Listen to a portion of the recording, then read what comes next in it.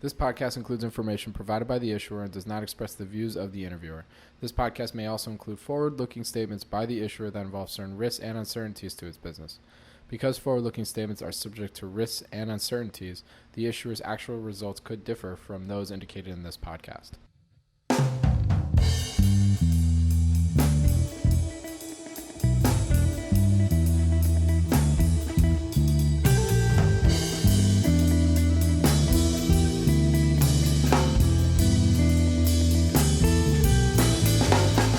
Welcome to the Planet MicroCap Podcast.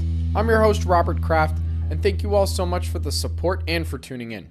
You can follow Planet MicroCap on Twitter at Bobby K. Kraft. That's BOBBYKKRAFT, and you are listening to episode 60. If you have any questions or comments, please feel free to tweet at me or shoot me an email at rkraft@SNN.Network.com. And when you do get a chance, if you like what you hear, please rate and review Planet MicroCap on iTunes. It really helps provide feedback for me and spread the MicroCap message. For this episode of the Planet MicroCap Podcast, I spoke with Galileo Russell. He is the founder and CEO of HyperChangeTV. The mission of this podcast, as most of you know, is all about educating the next generation of investors about how to invest in microcap stocks. This is an episode I've wanted to do for a while because, funny enough, I haven't done a basics of the basics episode yet.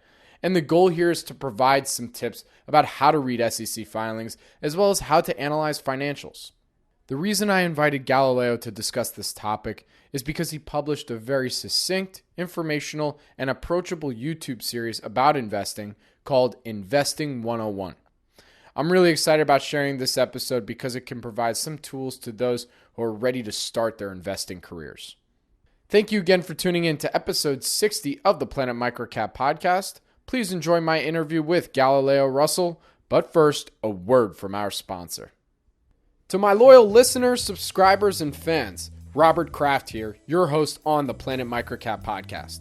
The 2018 Investor Conference season is upon us. Where are you going this year? I'd like to take a second to invite you to join me and some of the guests you may have heard on this podcast to our annual MicroCap Investor Conference, the Planet MicroCap Showcase, April 24 to 26, 2018, at the Planet Hollywood Resort and Casino in Las Vegas. The Planet MicroCap Showcase will be 2.5 days of company presentations, networking opportunities, an educational workshop, and you get to meet privately in one-on-one meetings with management of well-known public and private microcap companies. We are back with new surprises and programming that you will not want to miss. So join us for the Planet MicroCap Showcase, April 24 to 26, 2018 at the Planet Hollywood Resort and Casino in Las Vegas. For more information and register to attend, please visit www.planetmicrocapshowcase.com. See you in Vegas. For this episode of the Planet MicroCap Podcast, I have Galileo Russell on the program. He is the founder and CEO of HyperChangeTV. Galileo, welcome to the Planet MicroCap Podcast. Yeah, thanks for having me. It's great to have you on. So to get started here, what is your background?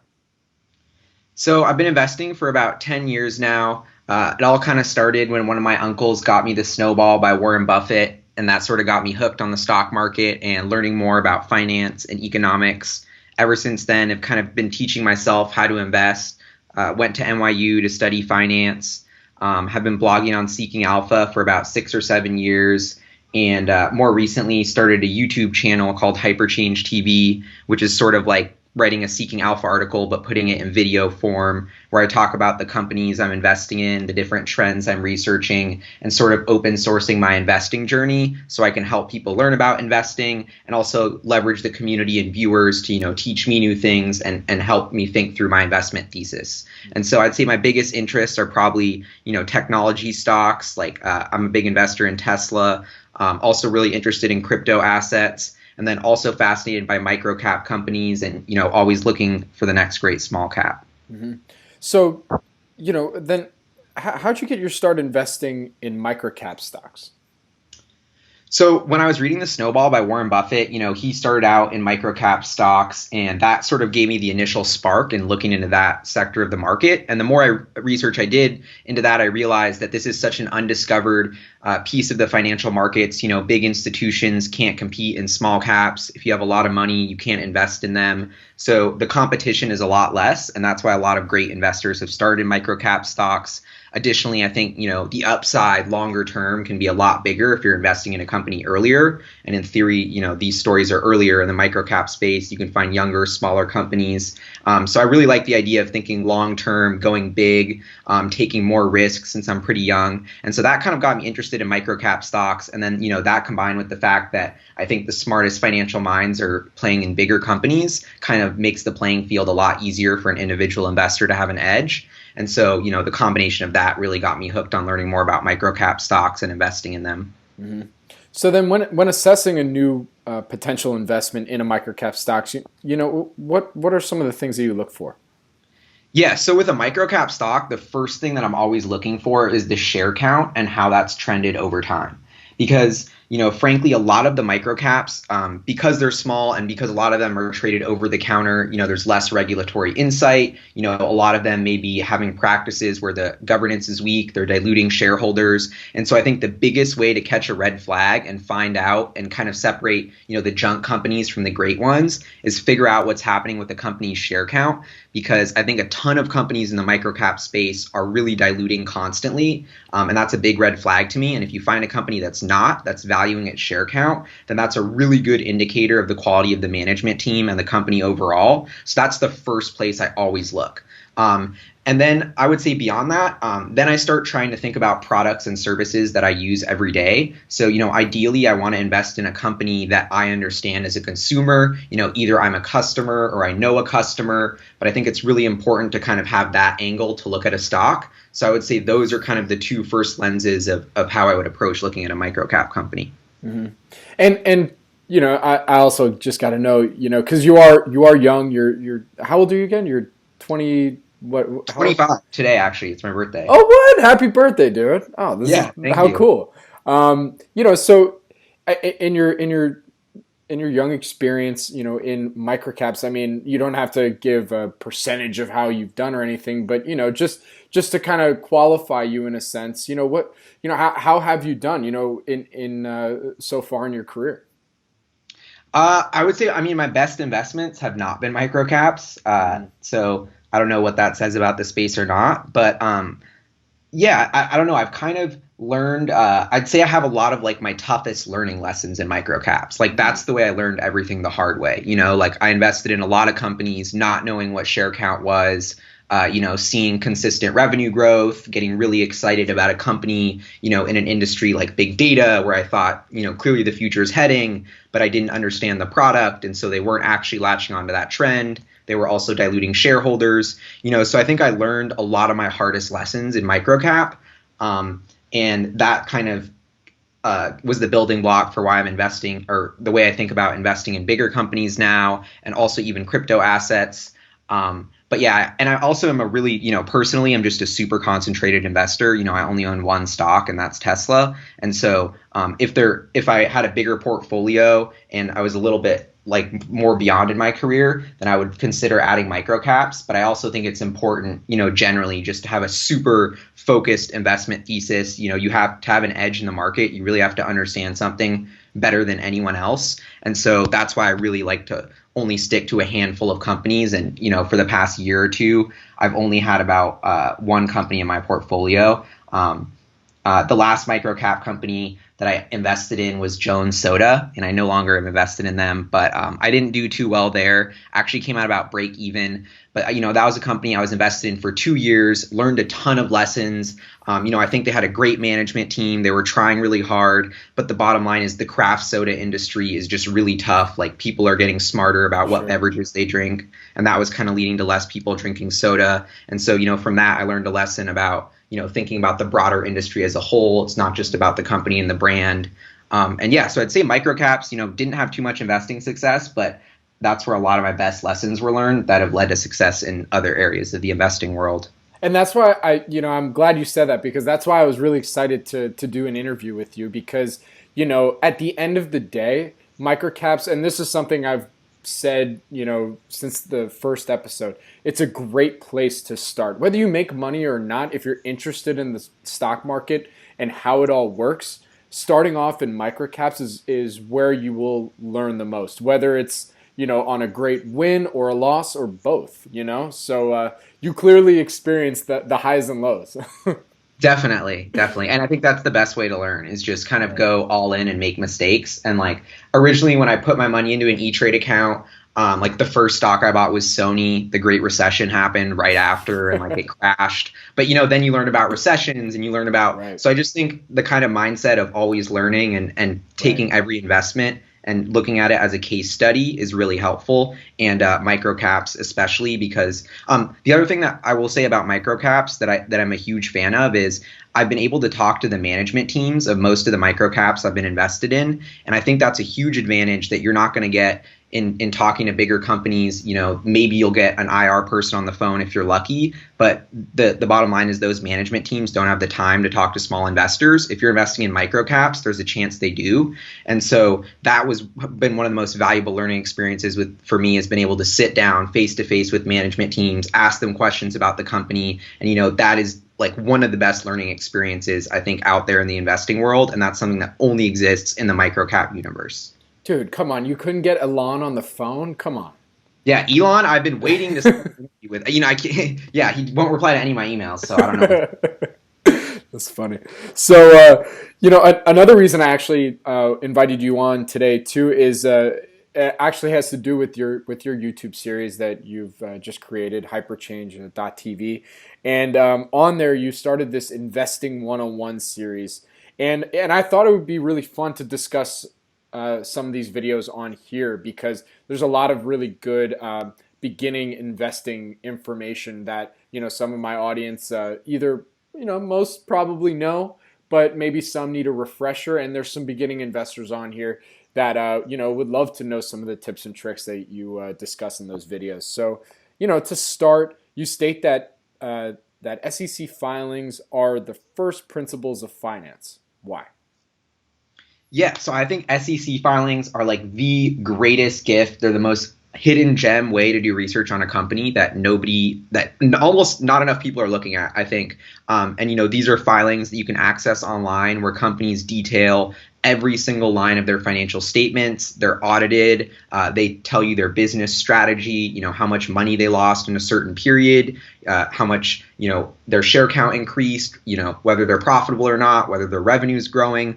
All of this is held within the SEC filings, and I call them the first principles of finance because, I think you can read analysis, you can read articles, you can ask your friends what they think, but the bottom line is like none of that's coming from the company. I think the way to look at a stock is to start with the first principles of like, okay, what is their revenue? What is their profit? What is their share count? What is their debt? What is their cash? And these are actually facts that, are audited, that are real. And I think that's the building block for doing analysis on a company, is understanding what the facts are. And so I think, no matter what analysis or article you read, I just think going to the facts is always going to get you a clearer picture of actually what's happening. And almost no one is doing this. And so that's kind of why I think of them as the first principles, because whenever somebody throws a stock or company at me, I immediately go to their SEC filings and start reading, straight from the company's mouth what is going on. So, this whole topic of SEC filings as well, especially in microcaps, I mean, in all stocks, it's important to analyze, but especially in microcaps, that's where your edge can be. Maj Soueidan from Geo Investing talks about it all the time with information arbitrage, that his concept there. And, especially in microcaps, this is where you can go and find information that, maybe companies aren't big on putting out press releases. This is where you can get all that stuff that, will help you and guide you in your investment decision, correct? Totally. And kind of what I was mentioning before about the microcap universe, you're not competing with professional money managers in a lot of cases. It's a lot more retail investors. And so I think those retail investors are less likely to do the homework and dig into the SEC filings generally. So, maybe bigger investment funds are really doing that. But I think you hit the nail on the head. You can have a huge edge and information advantage if you read these SEC filings thoroughly, because there's so many times where my entire opinion or thesis of a company has changed because of one contract they outlined on page 60, whatever, of their SEC filing that I've never seen anyone write about before, that no one's talking about, that I think is the most important thing going on with the company. And so, there's countless times that's happened. I just think, it just can't be understated, like the info and the edge in there, because I really think most people aren't doing that homework. Mm-hmm.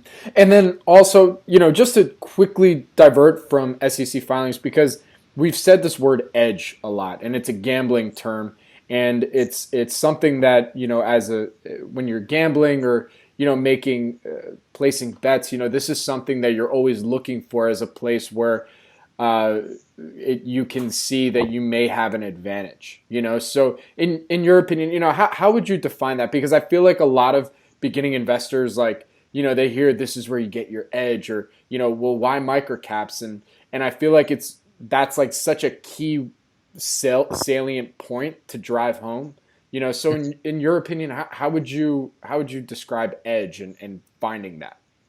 Yeah. And I think, it's important to note, edge doesn't mean a quick thing of about one thing that nobody else knows about. I really think an edge is really just knowing a company better than anyone else. That's the way to get an advantage. And that just takes a lot of time and a lot of studying, beyond the SEC filings, which I think is a great place to start.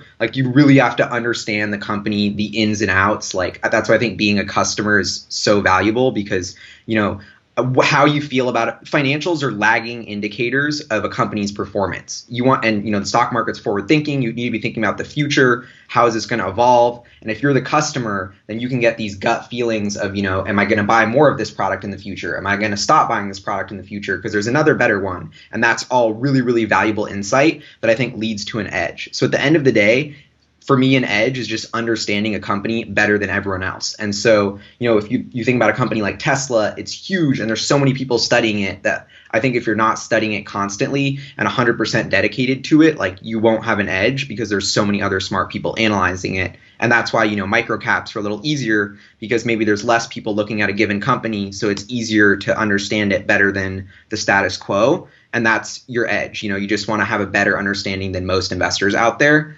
And that's kind of the way I think about edge. Cool. And going back to SEC filings, one way to get that edge is analyzing SEC filings. So for you, what are some tips that new investors can use to help navigate these documents? Yeah, I made a couple of videos going line by line to try and help explain this, but I think the best tip is to just start doing it. And that's how I did it. Find a company you like, read the SEC filings every quarter when they come out, read the next one. And, if you're a new investor, or even someone like myself, there's all the, there'll be complicated terms for debt and, all these convertible notes that are really complex financial instruments that are included in the SEC filings. So I think you can't be intimidated that you won't know or understand at all. You just got to start diving in head first, Google terms you don't know, and just kind of take control of it, of the research, and just throw yourself in it and start immersing yourself in these documents. And I just think that's the best way to kind of get up to speed and start learning. Mm-hmm. But then within these documents, what are some things that can help, so that I'm not reading page 23, all the legal, mumbo jumbo before I get to the meat and potatoes of what I want to read. Got you. Yeah, I would skip immediately to the financial tables. Okay. And so I think this is the most important part. There'll be a risk section that details all the risks of a company. And, those are important if you really want to get into the nuances of the business. But that also can really bog you down, because at the end of the day, these things are hundreds of pages long. And I think, the most important facts and data in it is the financials. What was the revenue? I would start with the income statement, because I think that's the most important part of the business. Are they generating revenue? Is it up or down? Did they make a profit on that revenue? Is that profit going up or down? And then you can go to the balance sheet and the cash flows. And so I think, that is where I would start with any SEC filing, is look at the financials first. Mm-hmm. So just to jump to the next question, in the next video of the series, you talk about how to read the financials in an SEC filing. Now that we know where to find this information, why should new microcap investors pay attention to revenue and profit? So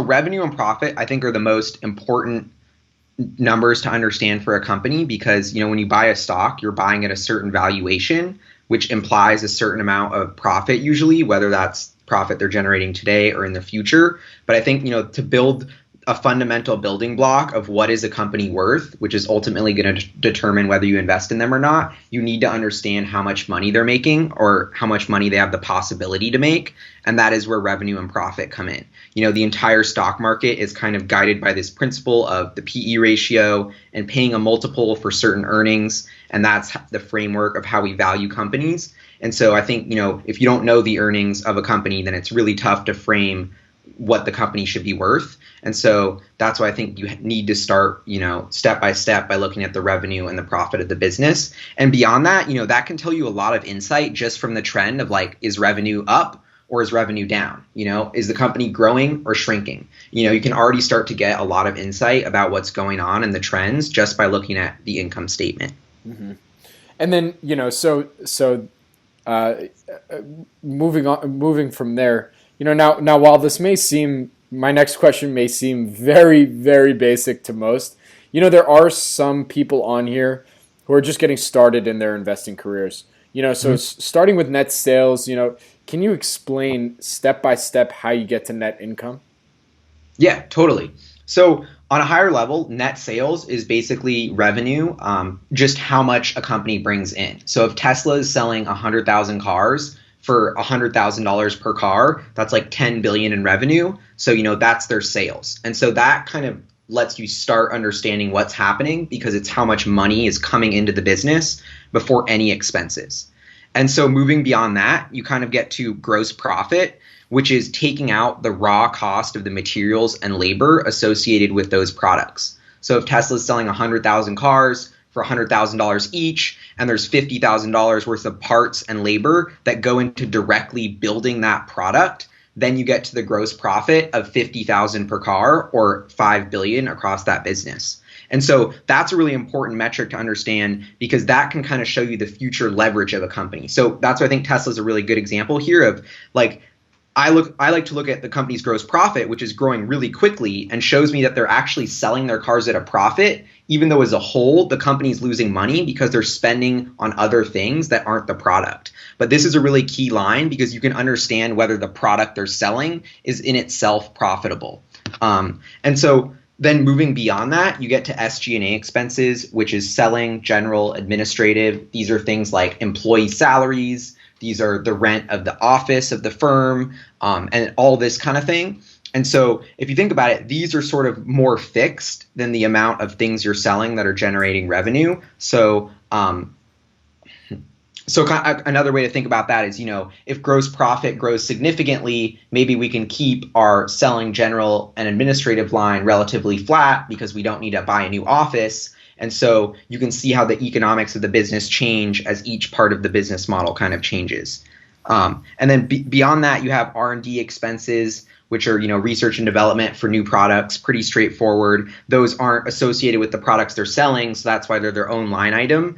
And, once you take into account the SG&A and the R&D from the gross profit, you're left with the operating income, which is the most important number I look at to kind of gauge whether a firm is profitable or not in its core business. Some people call this EBIT, earnings before interest and taxes, but this is kind of the core profit of the firm. And then beyond that, you have the interest expense. This would be, if the company took out debt and they're paying interest on a loan, then you see that. And the reason why this is separated is because, that's not part of the core business, so to speak. That's, extra interest they're paying on debt. If they paid off their debt, that wouldn't be an expense and they'd still be running the business the same way, which is why I like to look at that operating income number as the true sort of core earnings of the firm.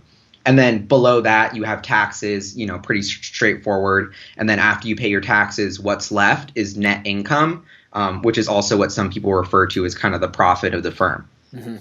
So now the reason I ask these questions is so everybody knows, Galileo goes over all this information in his videos that he posted on his YouTube channel, HyperChange.tv. So again, thank you for all of that.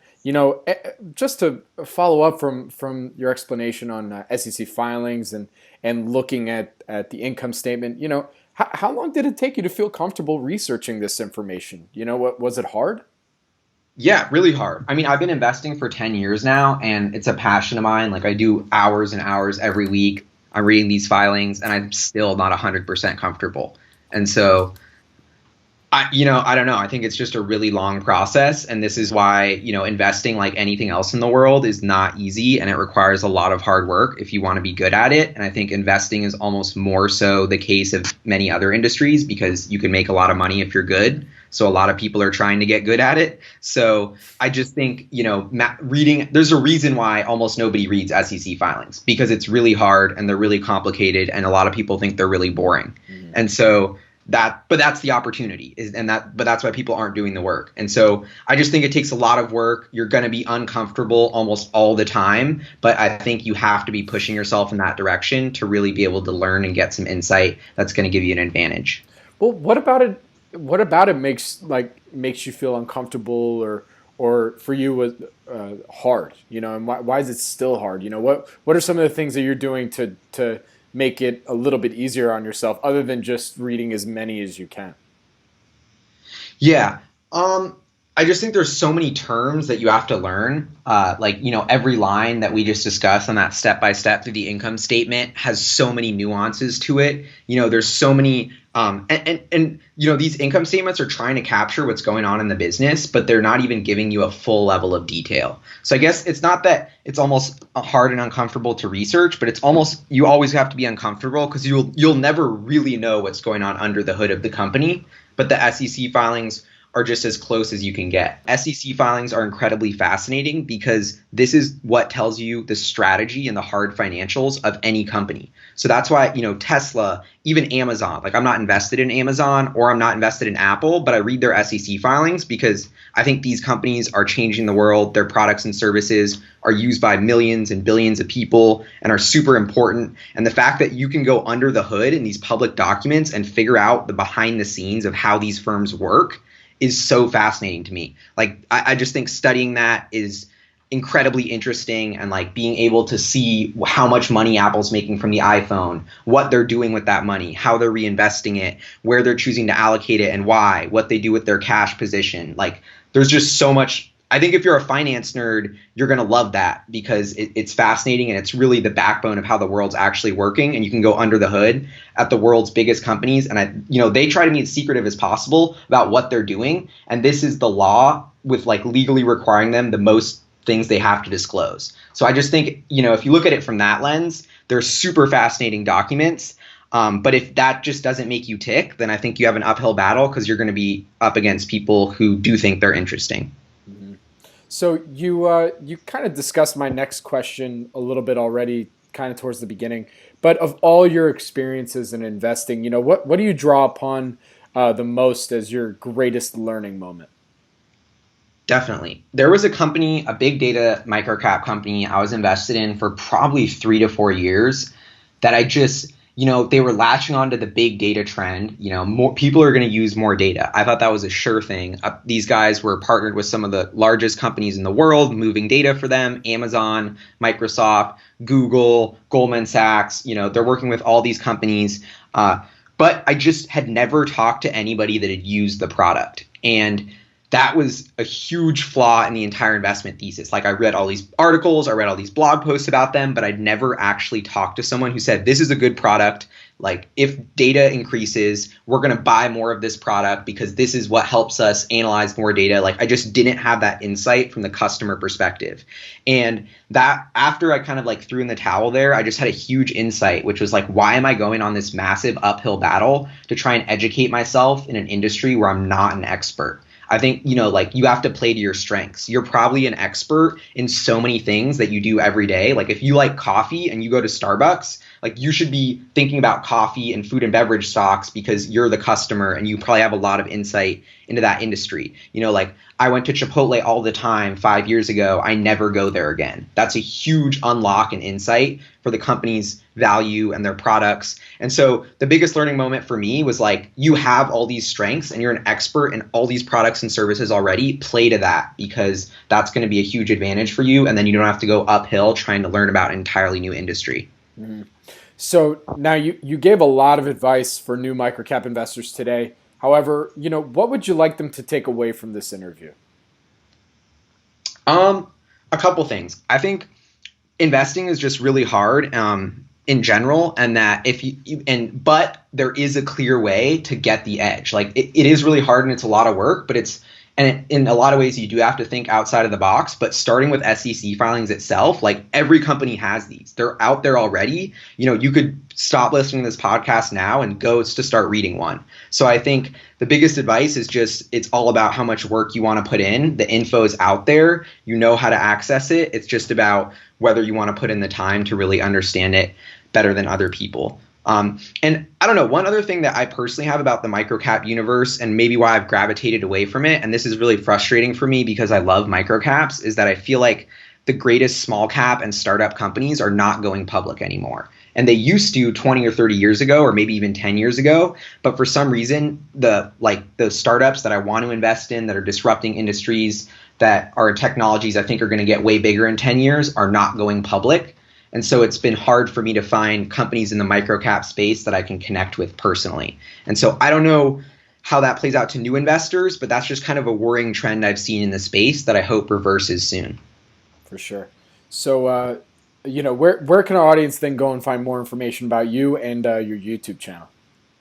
Yeah, so if you go to youtube.com/HyperChangeTV, you can watch, subscribe. All the videos are on there. It's pretty straightforward. I also blog on Seeking Alpha a lot. My name's Galileo Russell, just my normal name. And yeah, I'd say those are the best two places where I post most of my investment research. And can people follow you on Twitter?